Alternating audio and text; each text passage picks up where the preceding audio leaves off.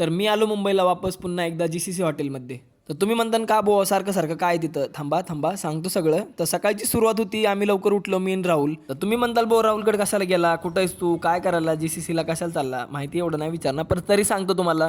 आता मी आलोय वापस GCC हॉटेलला. आपली आता 2-3 दिवसाची मीटिंग आहे बरं का. तर मग मी राहुलपाशीच थांबलो होतो. राहुलला पण यायचं होतं. तर मी थांबलो येरवलीमध्ये. मग येरवलीमधून आम्ही सकाळी आमची स्कूटी उचलली आणि डायरेक्ट निघालो GCC हॉटेलकडं.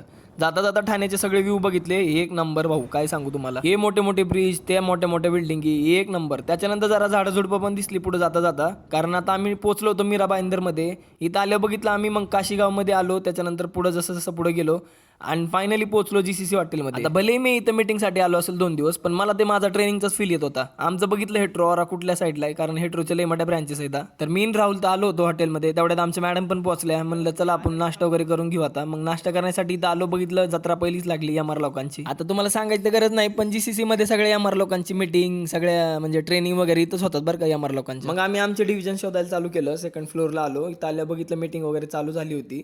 मीटिंग आम्ही अटेंड केली. त्याच्यानंतर टी ब्रेक झाला. आता इथं बघितलं उभं राहिलं बिल्डिंगा वगैरे, भाई खतरनाक ऊन वगैरे पडलं होतं मस्त. त्याच्यानंतर आता जेवणाचा ब्रेक झालाय. मग जेवायला आलो. इथं राहुल आमचा पहिलाच बसला होता. जेवायला खतरनाकच असतं GCCचं, काय सांगायची गरज नाही. त्याच्यानंतर अजून एक मग मीटिंग कंडक्ट केली आम्ही. मीटिंगमध्ये आम्हाला सगळं नॉलेज वगैरे दिलं. त्याच्यानंतर अजून एक टी ब्रेक झाला.